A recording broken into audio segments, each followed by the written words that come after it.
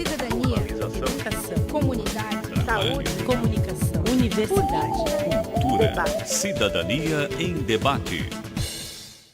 Boa noite. Estamos começando mais um Cidadania em Debate aqui pela FURB TV. E no programa de hoje vamos falar sobre o impacto da pós-verdade no contexto político e jornalístico e suas implicações atualmente. Para falar sobre este assunto, nosso convidado de hoje é o professor aposentado da Universidade Federal de Santa Catarina, Nilson Lage. Antes de começar nossa conversa, é bom dizer que a pós-verdade é conceituada como um adjetivo e o termo está relacionado às circunstâncias em que fatos objetivos têm menos influência em moldar a opinião pública do que apelos à emoção e a crenças pessoais. Isso significa que a mentira está se sobrepondo à verdade, ao menos no meio jornalístico e no meio político. A palavra pós-verdade passou a ser usada com muita frequência e chega a ser referenciado por alguns teóricos como um símbolo do nosso tempo. E uma das principais preocupações deste fenômeno é a sensação que a verdade não existe, que não importa mais. As redes sociais potencializaram este, digamos, novo modelo de informar. Nem sempre aquilo que é dito no Facebook, por exemplo, tem veracidade. Mas vamos começar a nossa conversa sobre o surgimento da pós-verdade, em que momento isso acontece. Vamos começar aqui perguntando para o professor Nilson Lage, ele que faz uma leitura a respeito deste assunto. Professor Nilson Lage, boa noite, obrigado por estar aqui no Cidadania em Debate. Vamos começar aí, em que momento surge essa ideia da pós-verdade? Bom, a pós-verdade é um conceito que surge no começo da década de 90, essa palavra pós-verdade, inicialmente num jornal americano tradicional, o mais antigo jornal americano, mas na verdade com a menor importância. A imprensa americana é muito centralizada, e ele é um jornal de esquerda, The Nation, porque primeira vez ele fala de pós-verdade num contexto artístico. E isso depois é transferido para a academia e apropriado agora, nesse momento, com intenção política. Na verdade, a acusação que se faz às redes sociais de produção de pós-verdade, ou de mentira, ou de substituição da informação, informação que acontece pela emoção, pela postura individual das pessoas, essa é uma estratégia da mídia, basicamente da mídia, dado o descrédito da mídia. Porque o que acontece é que os jornais, a imprensa, de modo geral, no mundo todo ela se concentrou e passou a pertencer a um grupo de pessoas muito restrito. No caso do Brasil, a Rede Globo. Os irmãos Marinho acabou, aquilo é aquilo. Né? Você tem aqueles jornais de São Paulo que seguem a Rede Globo. O Frias, da Folha, e o Mesquita, que são jornais tradicionais de São Paulo. Mas mesmo com a morte do Roberto Marinho, a força dos manteve. Ele manteve, porque aquilo ali é uma estrutura que foi montada para isso, né? A Rede Globo foi construída com verba pública, na década de 70. Ela foi construída para ser emissora da Revolução. Ela só não foi uma estação estatal porque os Estados Unidos que financiavam e que detinham tecnologia não permitiram. E ela foi colocada na mão do Roberto Marinho, o Roberto Marinho passou. E aquilo ali opera como uma série de estratégias muito interessantes. Por exemplo, ele se associou às oligarquias nacionais, ao Collor na Paraíba, ao Magalhães na Bahia, ao Sarney. Essas emissoras locais são emissoras da rede dele. Ele construiu, tem um sistema de associação com as agências de publicidade, em que quanto mais o sujeito anuncia, mais ele aumenta a comissão. Tem anúncios que saem com comissão de 90%. Eu não sei, a cornucópia de dinheiro, não há como competir. Mas a pós-verdade, professor... Bom, então, diante desse descrédito, diante dessa concentração, houve uma unificação da informação. Quer dizer, você tinha uma série de grupos, cada um deles contava a história de uma determinada maneira. Porque a verdade não é uma coisa única, você tem vários ângulos, tem várias maneiras de ver as coisas. Então você tinha 5, 6, 7, 10, 20, 30 visões diferentes da mesma coisa. Hoje você tem uma só. Isso é um perigo. Eu vou te dar um exemplo simples. Até um mês atrás, a Coreia do Norte era um país ridículo, comandado por um idiota, mentiroso, que dizia que nada do que ele dizia era sério, um país idiota, perdido, ridículo. E hoje tem uma bomba de hidrogênio. O que você vai fazer? De repente apareceu uma bomba de hidrogênio.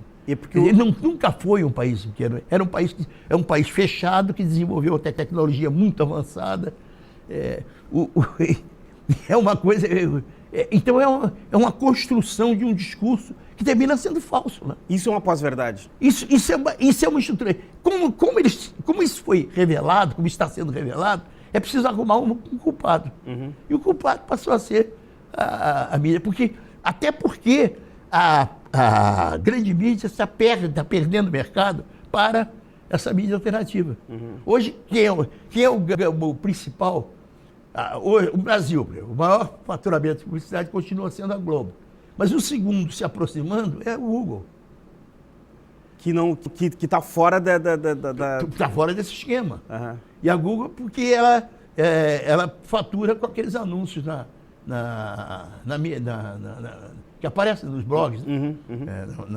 Tem aqueles anúncios, e com aquilo ali, ela é o segundo faturamento. Caminhando para ser o primeiro. A informação, ela é muito cara? Olha, a produção de informação são duas coisas muito caras. Informação e educação. As pessoas dizem, bom, montar um colégio para dar aula, tudo bem, você cobra uma mensalidade alta, né? Dá para fazer aquele curso ali, paga mal o professor e dá aquele negócio. Agora, quando você vai fazer universidade, que significa pesquisa, investimento, vai desde o congresso até a despesa do laboratório, até a estrutura que suporta. Isso é caríssimo. A mesma coisa vai acontecer no jornal. É caríssimo. Você deslocar um repórter para... Bom, eu vou cobrir a guerra da Síria. Quanto custa mandar um sujeito para cobrir a guerra da Síria? Quanto custa? Como é que você vai... a imprensa brasileira. A imprensa brasileira é feita no Rio, São Paulo e Brasília. Ponto final. Quer dizer, as informações saem dali. Sai dali. Tem alguns núcleos. Aqui, por exemplo, Florianópolis tem um núcleozinho de informação. Sai uma materinha no G1. Então. Fora disso, só quando acontece uma coisa extraordinária. Aí você mobiliza a imprensa local, o sujeito local para fazer, mas não fora disso não, você não tem informação. As redes sociais, elas estão colocando em xeque esse modelo tradicional de imprensa? Certo, eu vou te dar um exemplo, vamos seguir nos exemplos. O oeste brasileiro continua sendo desconhecido no litoral. Né? Quando você pensa que uma cidade como Siop, por exemplo, eu nem sei os nomes daquela cidade, quando você, de repente, você vê que é uma cidade que tem uma porção de arranha-céus, né? Você olha assim, pô, como é que pode, né? Lugares onde eu passei, aqui mesmo no Sul, em 1968, eu passei numa rodovia, vindo de Assunção, vinha da época Puerto Estresse, né, hoje Ciudad del Este, e tinha um posto de gasolina, e ao lado do posto de gasolina um cartaz com um desenho de uma instalação de engenharia, uma instalação urbana. E escrito assim, universidade, aqui é a futura universidade estadual. Eu olhei, se vai fazer universidade estadual no meio do mato, tinha 20 casas ali. Hoje é uma cidade gigantesca, a maior cidade do Paraná, como é o nome dela? Uma cidade enorme ali, a maior cidade do interior do Paraná, no meio ali. Cascavel?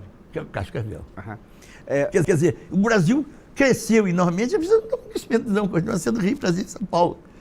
Então você tem a população, até etnicamente, você se desembarca na Amazônia, você está no outro mundo.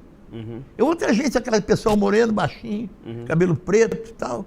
Outra cabeça, outra visão, outra comida. O Brasil é um arquipélago. E um dos perigos é ele se partir. Exatamente por isso, porque ele é um arquipélago. A informação, então, não está concentrada na mão do Estado? Não, o Estado brasileiro, coitado, Tá. está pedindo para existir. O país é um país, como ele diz, um país desarmado. É grande. Do ponto de vista dos Estados Unidos, é o único país da América capaz de confrontá-lo. Em termos econômicos, confronta. Desenvolveu, a partir da década de 70, uma agricultura muito sofisticada. Compete com a agricultura americana. Isso é uma coisa séria. É um desafio. O controle do alimento é fundamental. Aliás, o alimento é um problema mundial, né? Claro, é o controle estratégico. Quem controla o alimento, controla todo mundo, porque ninguém pode dispensar o alimento. E os americanos desenvolveram uma agricultura avançada e o Brasil entrou em cima. Hoje o Brasil concorre, é o segundo produtor de soja, o primeiro produtor de frangos. E isso no mercado internacional não existia esse país. Isso aconteceu nos últimos 40 anos. Professor, nós estamos conversando com o professor Nilson Lage, professor aposentado da UFSC, deu aula na Universidade Federal do Rio de Janeiro, trabalhou na grande imprensa do Rio de Janeiro nos anos de 1960, conhecedor da estrutura do jornalismo, e a gente está tendo o grato prazer de tê-lo aqui no Cidadania em Debate para fazer uma leitura a respeito dessa ideia do pós-verdade e também do jornalismo atual. A gente vai fazer um pequeno intervalo, na volta a gente continua para essa conversa aqui com o professor Nilson Lage. A gente já volta, hein?